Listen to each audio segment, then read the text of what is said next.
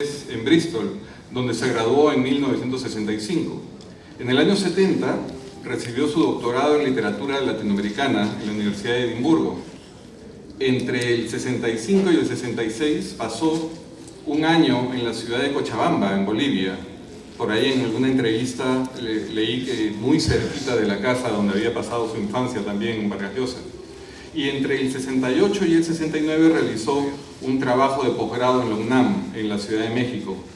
Y fue becario, además, visitante en la Universidad de Stanford entre el 71 y el 72.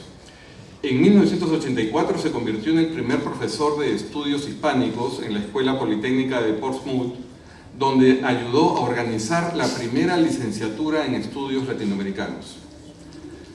Tras doctorarse en geografía sobre el autor guatemalteco Miguel Ángel Asturias, quien obtuvo el Nobel en aquellos años, y de quien ha traducido sus principales novelas, Martín se centró en seguir durante casi 20 años a García Márquez.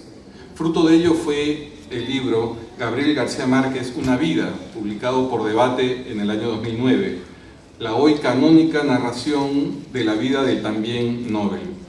Y para cerrar el círculo, poco tiempo después se le presentó la ocasión de completar el trío, este trío excepcional, profundizando la vida de otra gran figura del boom, Mario Vargas Llosa, a quien conoció en Londres en el año 67, y 10 años después, cuando ya lo conocía bastante bien, le anunció que algún día escribiría su biografía, aunque él no lo quisiera.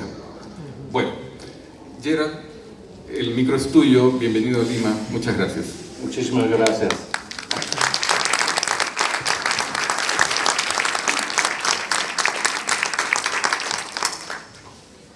Mi biografía. Muchas gracias. Bueno, este título no es mío, no fue mi idea. Vine aquí para estar en una conversación a tres, pero somos dos. Entonces yo tengo como 5 o 7 minutos, no tengo 40. Pero de todos modos, vamos a hablar sobre el pez en el agua. Yo creo que probablemente no podría haber sido biógrafo de Vargas Llosa si no hubieran existido dos cosas. La primera sería el Internet. La biografía que hice de García Márquez era una cosa más o menos tradicional, hecha con entrevistas, con archivos, con visitas al escritor, con muchos viajes. En el caso yo tenía una biblioteca, trabajaba en una universidad norteamericana en Pittsburgh, y en este caso, ahora, yo soy un hombre jubilado, viejo, como ustedes ven. Vivo en un pueblo muy pequeño de Inglaterra, de 10.000 personas, no hay biblioteca. Pero lo que tengo es el Internet y también tengo Amazon. Entonces, cuando necesito un libro, no voy a la biblioteca, yo les pago a Amazon $3-4 y me envían un libro, y ese libro me sirve para mi próximo capítulo. Al mismo tiempo estoy en contacto con Lima todos los días, con mis amigos limeños que me ayudan. Estoy en contacto todos los días con Google. Cuando terminé el libro sobre García Márquez, ya estaba recién empezando lo que tenemos ahora en cuanto a la cantidad de cosas con Google. Ahora yo puedo pasar meses buscando información sobre Mario, y esa información existe y se puede conseguir. Entonces, vivo en un pequeño pueblo, pero es una aldea global porque todo ha cambiado. La otra cosa es el pez en el agua. Yo creo que si Mario no hubiera escrito ese libro, yo probablemente no me habría atrevido a trabajar sobre él. Y lo que pasó, creo que casi todo el mundo lo sabe, pero lo voy a decir, es que en el año 1990 Mario Vargas Llosa tuvo Posiblemente, yo no sé mucho de sus amores, o no tanto, pero debe haber tenido algunos fracasos. Pero en general es un hombre que ha tenido muy pocos fracasos en la vida. Y en el año 1990 tuvo un fracaso inmenso cuando el pueblo peruano no lo votó presidente del país, sino a otra persona. Ese en la vida de un gran triunfador fue una cosa que creo que fue muy importante, perdonen, y creo que sin eso nunca habría escrito El pez en el agua, que es un libro sobre su relación con el Perú. Es un libro al mismo tiempo sobre su infancia y juventud, y al mismo tiempo es un libro sobre su campaña política sobre las elecciones. La biografía que estoy escribiendo la he dividido en 3 partes. Solo hace poco me di cuenta de que Mario también dividió su vida en 3 partes en El pez en el agua. La primera parte precisamente va hasta el año 58, cuando él parte para Europa, para ser escritor con la famosa tía Julia, su primera esposa. La tercera parte es la parte de la campaña política en la tercera parte de su vida. Y hay una parte que no existe en su libro, pero que obviamente sería la segunda parte, que es la parte de las primeras novelas de Mario Vargas Llosa, del boom, de su éxito, de su regreso al Perú, de sus grandes novelas, de su presidencia del Pen Club y muchas cosas. Es decir, el centro de la vida de Mario no está en El pez en el agua, sino su infancia en contrapunto con la campaña política. Uno de los grandes incógnitos del pez en el agua es que ese título no es su título original. El título original fue El pez fuera del agua, que es una cosa muy curiosa realmente. Yo aún no comprendo totalmente por qué Mario cambió. La cuestión de si el agua es Perú y si Mario es pez en el agua peruana, no sabemos.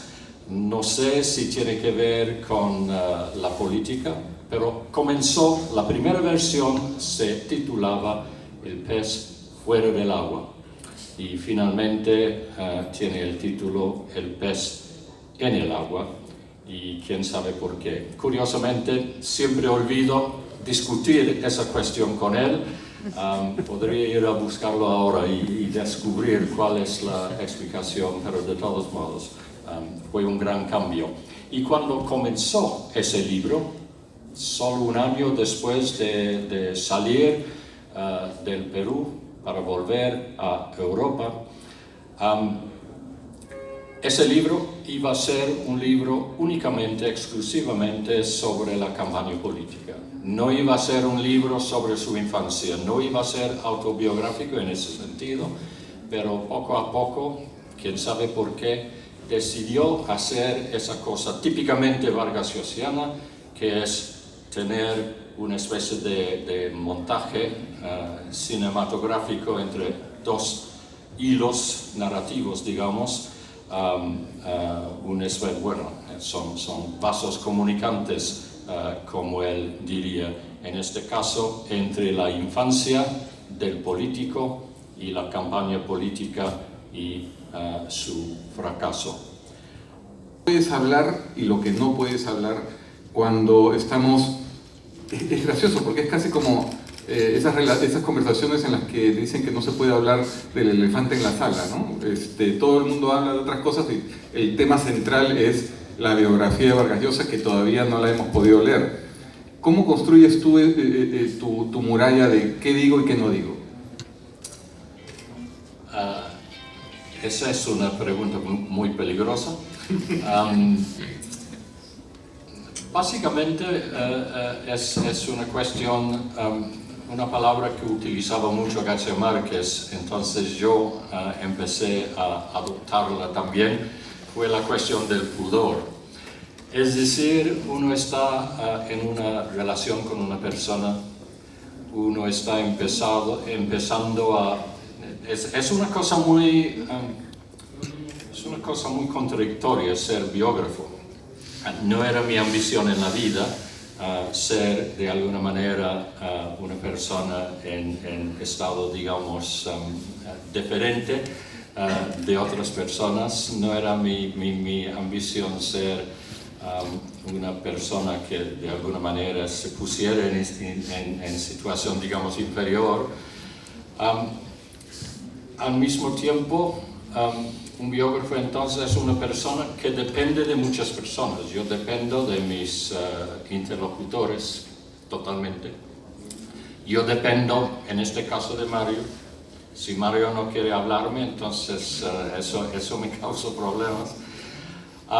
Al mismo tiempo, solo después me di cuenta que el biógrafo también tiene mucho poder. Hasta que aparezca la próxima biografía, la mía va a tener su influencia, aunque la gente no quiera lo que yo digo. García Márquez me lo dijo una vez. Yo le dije que yo estaba sufriendo mucho, que tenía mucho miedo, que no sabía cómo iba a salir mi libro. Y García Márquez, que era un hombre muy generoso, me dijo lo siguiente: no te preocupes, me dijo, yo seré lo que tú digas que soy.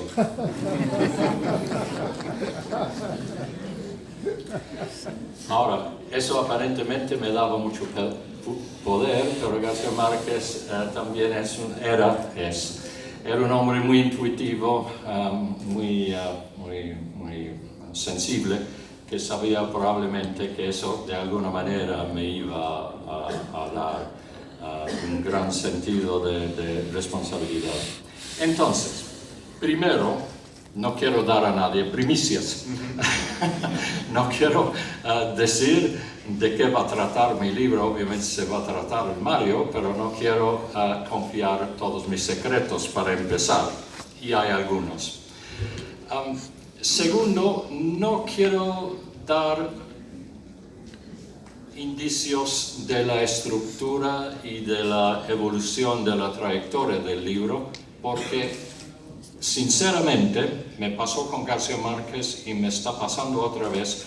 Hasta el punto final yo no sé cuál va a ser exactamente mi perfil, cuál va a ser la forma, cuál va a ser exactamente el personaje. Yo, a pesar de haber empezado pensando que conocía todo lo de Mario Vargas Llosa, uno, si está haciendo una cosa seria, entonces todos los días aprende cosas nuevas, todos los días tus ideas cambian y están cambiando. Y en cuanto a discreción, hay muchas cosas que uno aprende que realmente son difíciles de publicar. En el caso de García Márquez hubo 2 o 3 cosas de las cuales yo no hablaba porque no sabía si iba a hablar de ellas al final. Finalmente hablé de 2 o 3, pero es una cosa muy complicada. Entonces, soy consciente de no haber contestado, pero no puedo contestar. Hablar del universo Vargas Llosa es una idea